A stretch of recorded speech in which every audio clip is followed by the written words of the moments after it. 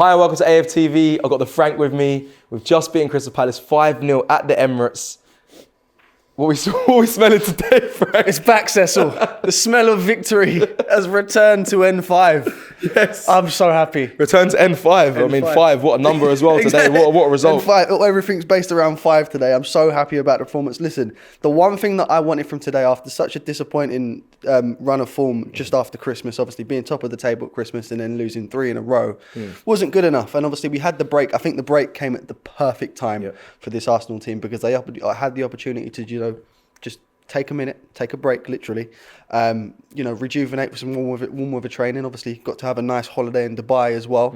They've come back and they've shown that they mean business again. And obviously, I think one thing that all of us wanted was not just your standard 1-2-0 win. Yeah. We wanted a 3-4, or me and you predicted 4, but we ended up getting 5. Yeah. So we can't complain at all today. So with that, because we both did predict 4-0, and was that more hope in what you wanted to see, or did you believe that Arsenal should be beating Palace 4-0? Because even me, I predicted 4-0. I wanted to see a 4-0, but there was a bit of it looks like, of past form, probably only be about 2-0, but ended up being 5. No, I'll be honest with you. I think mine was a genuine prediction. You look at Crystal Palace, and obviously, whilst they've played some pretty decent opposition, I think they've only won one of their last 5 games. And obviously, they've played Liverpool in that time, they've played City in that time, they've played Chelsea in that time. So on paper, it doesn't look great, but ultimately, they've still won only 1 in their last 5. So when you're coming up against teams like this, they're down at 14th. I think they're only about 6 points above the relegation zone, and they're probably going to be in the battle, especially if Roy Hodgson stays in the job.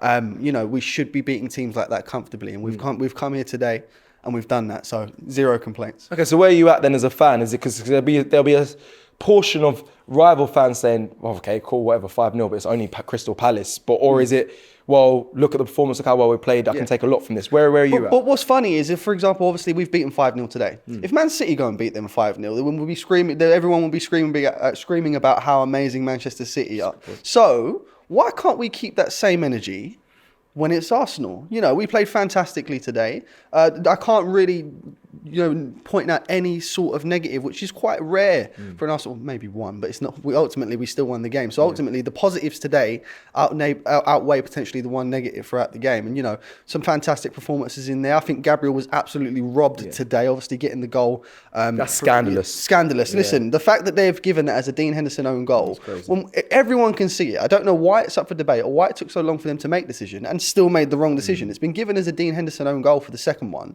It's going in. Give him the goal. He would have been, I can't remember the stat exactly now, but I think he would have been the first defender to score a brace for Arsenal since Thomas Vermaelen in 2009. And that's, how long is that stretching back? 15 years now? Crazy. So he could have been breaking records all over the place. But the Premier League don't want that to happen. So they don't like to give us nice things over here. Yeah. So. Feels like no one really does, do they? But we keep going on. A 5-0 great result today. Let me ask you this. I've asked everyone your favourite out of the 5. For me, it's easy. I know it's got to be Martinelli's first goal. And the reason behind that is obviously from when he cuts in, he's got a thing about, that Thierry Henry-esque finish. Oh, trust me, I know about that. He open out to the side. He cuts in from the left-hand side, opens up the body and slots it into that bottom right-hand corner. And whenever I see that finish, I instantly just think of Thierry Henry. So obviously it's nostalgic, obviously. So when he does that, I'm happy to see it. And obviously for me, it was going to be one of his 2 goals for me. And obviously the first one for me, 100% better. Keep him in the side against Forest? 100%. I actually believed he should have started today. And the reason behind that was obviously because we know he wasn't in fantastic form going into the game. But like I said, we've had time to, evaluate and think and, refresh.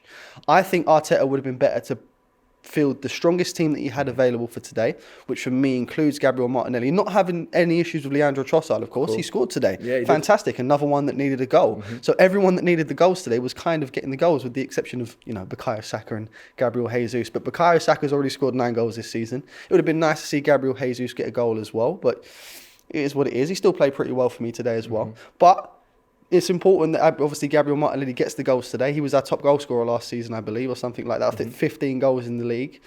I think only 4 this season so far. Maybe this is the start of him getting up to that tally again.